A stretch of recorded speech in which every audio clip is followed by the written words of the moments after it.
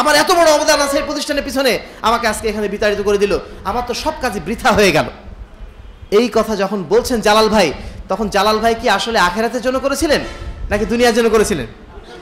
দুনিয়ার জন্য যখন করবেন তখন তার মুখে এই কথা উচ্চারিত হবে যে আমি মাথার ঘাম পায়ে ফেলে এত পরিশ্রম করেন, আমাকে তাড়িয়ে দিল। এই কথা বলবেন কখন? যখন দুনিয়ার জন্য করবেন। কিন্তু যখন আখিরাতের জন্য করবেন তখন জালাল ভাই কি বলবে? যে আলহামদুলিল্লাহ, আল্লাহ রাব্বুল আলামিন হয়তো এটাই চেয়েছিলেন, এই জন্য আমাকে চলে যেতে হচ্ছে, আমি যতটুকু করেছি আল্লাহ যেন এটুকু আমার জন্য কবুল করে নেন। তাহলে ওটা কার জন্য হবে? আখিরাতের জন্য হবে। ওটা আখিরাতের জন্য হবে। আজকে আমরা যারা মাদ্রাসা প্রতিষ্ঠা করছি, আমরা যারা দ্বীনের জন্য কাজ করছি, আমাদের অধিকাংশই দ্বীনের কাজ করছি বটে, কিন্তু এটাও হয়ে যাচ্ছে দুনিয়ার উদ্দেশ্যে। আর দুনিয়ার উদ্দেশ্যে হচ্ছে ওটা বোঝার উপায়টা কি? যখন আপনার স্বার্থে কোনো ঘাটতি হবে তখন আপনি সবর করবেন না, আল্লাহর উপর ভরসা করবেন না, তাওয়াক্কুল ভরসা কিছুই আর থাকবেন না।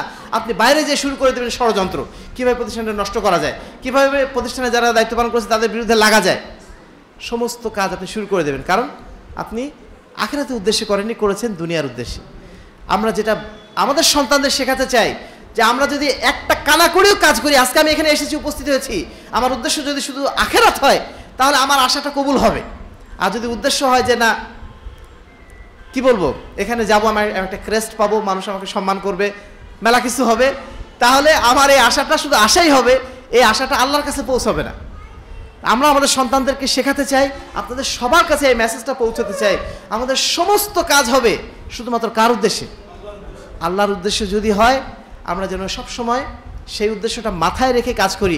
শয়তান যেন আমাদের মাথায় কখনো ঢুকিয়ে না দেয়, শয়তান যেন কোনো দুনিয়াবী উদ্দেশ্য যেন আমাদের মাথায় কখনো ঢুকিয়ে না দেয়। বিশেষ করে যারা আমরা দিনদার আছি, আমাদের এখানে আলহামদুলিল্লাহ আমাদের সংগঠনের ভাইরা আছেন, আমাদের মাদ্রাসা দায়িত্বশীলরা আছেন, তাদের উদ্দেশ্যে বিশেষ করে এই কথাটা বলা। কারণ যারা এমনি অন্যান্য কাজ করেন, তারা কিছু কাজ হলেও অন্তত আখিরাতের জন্য করেন। তারা মনে করেন সারাদিন দুনিয়ার পিছনে ছুটছি, 10 টাকা দান করি আল্লাহর উদ্দেশ্যে। কিন্তু আমরা যারা দিনদার মানুষ, যারা দিনের পিছনে খাটছি, তাদের কিন্তু উদ্দেশ্যের জায়গাটা যথেষ্ট ঘাটতি হয়ে যাচ্ছে। কারণ কি? কারণ এখানে শয়তান বেশি কাজ করে। কারণ শয়তান দেখছে এরা তো ভালো কাজ করছেই, এরা তো ভালো কাজ করছেই, এখন এদেরকে তো ভালো কাজ থেকে বিরত রাখা যায় না। তাহলে কি করতে হবে? তাহলে এমন একটা কাজ করে দিই যে সে ভালো কাজ করছে করুক, কিন্তু ওই কাজটা আল্লাহর কাছে পৌঁছাবে না। ভালো কাজ করছে করুক, কিন্তু আল্লাহর কাছে পৌঁছাবে না। এর চেয়ে কষ্টকর বিষয় আর হতে পারে? আমি দুনিয়াতে অনেক ভালো কাজ করলাম, অনেক পাপ কাজ থেকে নিজেকে বিরত রাখলাম, আমি কোনো হারাম খেলাম না, কিন্তু আল্লাহর কাছে যে দেখছি এর বিনিময় কিচ্ছু নাই। কেন নাই? কারণ ওই কাজটা আমি করেছি কার জন্য? দুনিয়ার জন্য করেছি, মানুষকে দেখানোর জন্য করেছি। এই জন্য আমাদের বেশি সাবধান থাকা দরকার একজন বাইরের মানুষের চেয়ে। কারণ একজন বাইরের মানুষ দুনিয়ার কাজ করে যিনি ব্যস্ত, তিনি 10 টাকা দান করার সময় তিনি চিন্তা করেন যে না, আমার এই 10 টাকা অন্তত যদি আল্লাহর কাছে কবুল হয় তাহলে ইনশাল্লাহ আমি আল্লাহর কাছে হয়তো মুক্তি পেয়ে যাব। কিন্তু আমরা কিন্তু কি বলবো, আমরা এত ভালো কাজ করার পর আমরা কিন্তু বিপদে পড়ে যেতে পারি এই এই এই মানে দুনিয়াবী উদ্দেশ্যের কারণে। সমাজ উপস্থিতি, তাহলে 3টা মৌলিক জ্ঞান মনে থাকবে। আমাদের ছোট বাচ্চারা কেউ বলতে পারবে? তাওহীদ, রিসালাত এবং কি আখিরাত। এই 3টা হচ্ছে জ্ঞানের মৌলিক ভিত্তি। এই 3টা জ্ঞান যার আছে সে সর্বজ্ঞানী জ্ঞানী, এই 3টা জ্ঞান যার নাই সে সমস্ত জ্ঞান থাকা সত্ত্বেও অজ্ঞ ব্যক্তি। এই মেসেজটাই আমরা সারা জাতির কাছে পৌঁছে দিতে চাই হাদিস ফাউন্ডেশন শিক্ষা বোর্ডের মাধ্যম দিয়ে। এবার আমরা আসবো, সময় যেহেতু নাই আর সংক্ষেপ করতে হচ্ছে, যে শিক্ষা প্রতিষ্ঠানের প্রয়োজনটা কি। আজকে যে আপনারা আপনাদের সন্তানদেরকে এই প্রতিষ্ঠানে পড়াচ্ছেন, অনেক ভাই মনে করতে পারেন যে আমার সন্তানকে আমি ওই মসজিদের মক্তবে পড়ায় বা আমি বাসায় একটু টিচার রেখে দিন শিখাই দিলেই তো হলো, এই জন্য আমার মাদ্রাসার কী প্রয়োজন, এই শিক্ষা প্রতিষ্ঠানে কী প্রয়োজন? অনেকে ভাবতে পারেন না এই কথা। সমাজ উপস্থিতি, এটার প্রয়োজনটা কেন? একটা শিক্ষা প্রতিষ্ঠান মানে একটা পরিবেশ, একটা সংস্কৃতি চর্চার জায়গা। শিক্ষা প্রতিষ্ঠান মানে শুধুমাত্র এবিসিডি পড়ানোর জায়গা না। এই পরিবেশে যখন একটা সন্তান আসছে, ওই বাচ্চাটা এখন আপনার পাঞ্জাবি পরে আছে, টুপি পরে আছে, একটা মেয়ে যখন আসছে সে বোরকা পরছে, পর্দা করার জন্য এখন থেকে অভ্যস্ত হচ্ছে। এই পর্দা করা অভ্যাস, এই টুপি পরা অভ্যাস, এই পাঞ্জাবি পরা অভ্যাস কোনো স্কুলে গেলে সে পাবে?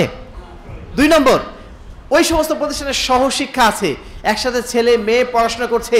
একটা ছেলে মেয়ে যখন অ্যাডাল্ট হয়ে যায়, 6, 7, 8, 9 যখন সে চলে যায়, পাশাপাশি একটা মেয়ে একটা ছেলে যখন পড়াশোনা করে, তার মধ্যে শুধুমাত্র পড়াশোনা থাকে নাকি আরও কিছু থাকে? আপনি মনে করছেন যে আপনি অত্যন্ত একজন কি বলবো তাহাজ্জুদ গুজার মানুষ, আপনি মনে করছেন আপনার সন্তানকে আপনি সালাত পড়ায় মানুষ করেছেন, তাকে সমস্ত আমল আখলাক শিখিয়েছেন, ওই বাচ্চাটা নষ্ট হবে না, একটা বিশ্বাস রেখে দিচ্ছেন। কিন্তু আপনার তো শুধু বিশ্বাস, ওটা ওর মনের মধ্যে শয়তানের রাজত্ব কি নাই? শয়তান কি যে কোনো সময় পথভ্রষ্ট করতে পারে না? যদি সে ভালো হয়ে যায় এটা তার জন্য বোনাস। এখনকার যে পরিবেশ, এই পরিবেশে একটা সন্তান সহশিক্ষায় থেকেও সে যদি ভালো থাকে, তার চরিত্র যদি ভালো থাকে, তাহলে সেটা শতকরা 100 ভাগের মধ্যে হয়তো একজন হতে পারে এরকম, বাকি 99 জনই অবশ্যই শয়তানের ফাঁদে পড়বে। কেন? ওই পরিবেশের কারণে। ওই জন্য আপনার সন্তানকে দেওয়ার চেষ্টা করবেন এমন প্রতিষ্ঠানে যেখানে সঠিক আকীদা মানহাজ শিক্ষা দেওয়া হয় এবং যেখানে একটা সুন্দর পরিবেশ আছে, যেই পরিবেশে শয়তানের প্ররোচনা কম। আমি বলছি না যে শয়তান এখানে নেই, শয়তান এখানেও থাকতে পারে, এখান থেকেও পথভ্রষ্ট করতে পারে, কিন্তু তারপরেও ওই সমস্ত প্রতিষ্ঠানের তুলনায় এখানে শয়তানের হানাটা কম থাকে বা শয়তান সহজে রাজত্ব করতে পারে না। এই জন্য এই সমস্ত প্রতিষ্ঠান আপনার সন্তান দেবেন, প্রতিষ্ঠানগুলো গড়ে তোলার জন্য আপনারা সাধ্যমতো চেষ্টা করবেন। আমাদের জালাল ভাই বলছেন আমি কাউকে টাকা চাইতে পারি না। আমরা আপনার কাছে এটাই বলবো যে আপনাদের কাছে কেন টাকা চাইতে হবে? এই কাজগুলো করছে কমিউনিটি সার্ভিস হিসাবে, তারা সার্ভিস দিচ্ছে আপনার সন্তানের জন্য, তারা সার্ভিস দিচ্ছে আপনার নাতি নাতনিদের জন্যই। তো তা আপনারা এসে তাদের কাছে এসে তাদের প্রতিষ্ঠান যদি আপনারা সহযোগিতা করেন, এটাই তো আপনাদের কর্তব্য ছিল। সাধ্যমতো চেষ্টা করবেন আর্থিকভাবে সহযোগিতা করার, সেটা যদি না পারেন অন্ততপক্ষে দোয়া করবেন। কিন্তু কোনো অবস্থাতে কারোর পক্ষ থেকে যেন নিরুৎসাহমূলক কোনো কথা, কোনো বাধাসূচক কোনো কথা যেন না আসে, এটুকু তো নিশ্চিত করা যাবে ইনশাআল্লাহ। আমি মাঝে মধ্যে এটাই বলি যে কোনো প্রতিষ্ঠানের গড়ার কাজে যদি কেউ বাধাও না দেয়, আমরা মনে করি ওটাও একটা সহযোগিতার শামিল। এখন এমন এক পরিবেশ হয়ে গেছে, ভালো কাজ করতে গেলেই বাধা আরও বেশি, তাই না? আরও বাধা দেওয়ার মানুষ বেশি।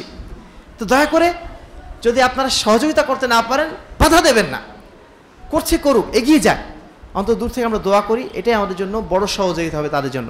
সমাজ উপস্থিতি, তাহলে দুটো মৌলিক কথা আমরা বলেছি। একটা হচ্ছে আমরা কি জন্য হাদিস মানহাজ শিক্ষা বোর্ড প্রতিষ্ঠা করেছি। 2 নম্বর, আপনাদের সন্তানদের প্রতি আপনাদের দায়িত্বটা কি? আপনাদের দায়িত্ব হচ্ছে আপনার সন্তানকে সুন্দর পরিবেশে ভালো জায়গায় পড়াশোনার জন্য ব্যবস্থাপনা করা। আপনারা যদি আপনার সন্তানকে স্কুলে দেন, এমন পরিবেশে দেন যেখানে সে নষ্ট হবে। যদি নষ্ট হয়ে যায়, ভালো তো ভালো, যদি নষ্ট হয়ে যায় এই জন্য দায়িত্ব কিন্তু সন্তানের চেয়ে আপনার বেশি। এবং এই দায়িত্বের জন্য কাল কিয়ামতের ময়দানে আপনার সন্তান কিন্তু অন্য কাউকে ধরবে না, আপনাকে আগে ধরবে। আপনি যাকে মানুষ করেছেন, আপনি যাকে টাকা পয়সা দিয়ে এই সমস্ত প্রতিষ্ঠানে পড়িয়েছেন, সেই সন্তানটা আপনাকে আগে যে ধরবে, ধরে কি বলবে? হে আল্লাহ আতিহিম যিফাইন মিনাল আযাব, হে আল্লাহ এর ডাবল শাস্তি দাও। আপনার সন্তান হয়ে আপনাকে বলবে এর ডাবল শাস্তি দাও। কেন? এই জন্যই যে সে শুধুমাত্র কি বলবো, আমাকে সে পথভ্রষ্ট করেছে, আমি তো পথভ্রষ্ট হতে চাইনি, আমাকে সে পথভ্রষ্ট করেছে, এই জন্য আমার শাস্তি যদি হয়, আমার শাস্তি সমপরিমাণ আরেকটা শাস্তি তাকে দাও। তাকে তো শাস্তি দিবাই, আমাকে যে অপরাধী হতে হয়েছে এই জন্য আরেকটা শাস্তি তাকে ডাবল দাও। আমরা নিঃসন্দেহে আমাদের সন্তানদের মুখ দিয়ে এই কথা শুনতে কেউ চাই না। কাল কিয়ামতের ময়দানে যেখানে একটা নেকির জন্য মানুষ ছুটে বেড়াবে, সেইখানে এসে যদি উটকো ঝামেলা হয়ে, বাড়তি ঝামেলা হয়ে আমার সন্তান যদি আমাদের বিরুদ্ধে আল্লাহর কাছে নালিশ দেয়, কি বিপদটা হবে চিন্তা করেছেন? এই বিপদটা যেন আমাদের না হয়, আমরা চেষ্টা করি সুন্দর প্রতিষ্ঠান দেওয়ার জন্য। এখানেও যদি নষ্ট হয়ে যায় তাহলে সেটা তার তাকদীর, আমাদের কিছু করার নেই, কিন্তু আমরা চেষ্টা তো করেছিলাম। এই চেষ্টাটা আমাদের থাকতে হবে আমার সন্তানের প্রতি। আল্লাহ রাব্বুল আলামিন আমাদের সকলকে আমাদের সন্তানের প্রতি আমাদের যথাযথ দায়িত্ব পালন করার তৌফিক দান করুন। সেই সাথে এই সমস্ত মাদ্রাসা যে সমস্ত জায়গায় প্রতিষ্ঠিত হচ্ছে, এই মাদ্রাসাগুলোকে যথাযথভাবে পরিচালনা করা এবং এর জন্য যাবতীয় সহযোগিতা করার তৌফিক আল্লাহ রাব্বুল আলামিন আমাদের সকলকে দান করুন।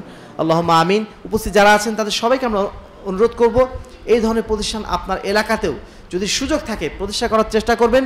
যদিও জিনিসটা অত্যন্ত কঠিন, আমরা মনে করি আজকে যুগে তো সরাসরি অস্ত্রের জিহাদ নেই। সবচেয়ে বড় জিহাদ যদি থেকে থাকে সেটা হচ্ছে এই শিক্ষা প্রতিষ্ঠানের জিহাদ। একটা প্রতিষ্ঠান চালানো অত্যন্ত কঠিন কাজ, একটা সন্তান গড়া অত্যন্ত কঠিন কাজ। এই কাজগুলো করে যাচ্ছেন আমাদের জাল ভাইদের মতো মানুষগুলো, যাদের কাজটাকে আমরা জিহাদের শামিল মনে করি, যাদেরকে আমরা মুজাহিদ মনে করি। এর সাথে যারা দায়িত্ব পালন করেছেন তাদের সবাইকে আমরা মুজাহিদ মনে করি। আল্লাহ রাব্বুল আলামিন তাদের এই জিহাদটাকে যেন কবুল করে নেন, আল্লাহুম্মা আমিন। আমি হাদিস মানহাজ শিক্ষা বোর্ডের পক্ষ থেকে মারকাজুস সুন্নাহ সালাফি মাদ্রাসাকে আন্তরিকভাবে ধন্যবাদ জানাচ্ছি যে তারা এত কষ্ট করেও এই প্রতিষ্ঠানকে এগিয়ে নিয়ে যাচ্ছেন। আমাদের পক্ষ থেকে হয়তো সার্বিক সহযোগিতা করার সুযোগটা হয় না, তারপর আমাদের মনে সবসময় আকাঙ্ক্ষা থাকে এই প্রতিষ্ঠানগুলোর জন্য যেন যদি আমরা একটা বড় আকারে ডোনেশন আনতে পারতাম, প্রতিষ্ঠানগুলো যেন যদি নিজ একটা জমিতে যেতে পারতো, নিজের একটা প্রতিষ্ঠান যদি থাকতো এদের, তাহলে কতই না ভালো হতো। আমাদের মন চায়, সবসময় হয়তো করতে পারি না, তারপরে আমরা ওনাদের পাশে দাঁড়াতে চাই মন থেকে। যদি আমাদের সুযোগ থাকে ইনশাআল্লাহ সামনে আমরা দাঁড়ানোর অবশ্যই চেষ্টা করব। আমি আমাদের বাচ্চাদের জন্য দোয়া করছি, আল্লাহ রাব্বুল আলামিন আমাদের এই বাচ্চাগুলোকে আমাদের আগামী দিনের রাহবার হিসেবে যেন কবুল করে নেন, আহলে হাদিস আন্দোলনের এক একজন সেনানী হিসেবে যেন কবুল করে নেন। এদের মাধ্যম দিয়ে আগামী সমাজকে আল্লাহ রাব্বুল আলামিন যেন তাওহীদ এবং সুন্নাত ভিত্তিক সমাজে পরিণত করেন। এই সমাজকে যেন আল্লাহ রাব্বুল আলামিন শিরক বিদআত থেকে মুক্ত করেন। আল্লাহুম্মা আমিন ওয়া আখির দাওয়ানা আলহামদুলিল্লাহি রাব্বিল আলামিন। আসসালামু আলাইকুম ওয়া রাহমাতুল্লাহি ওয়া বারাকাতুহু।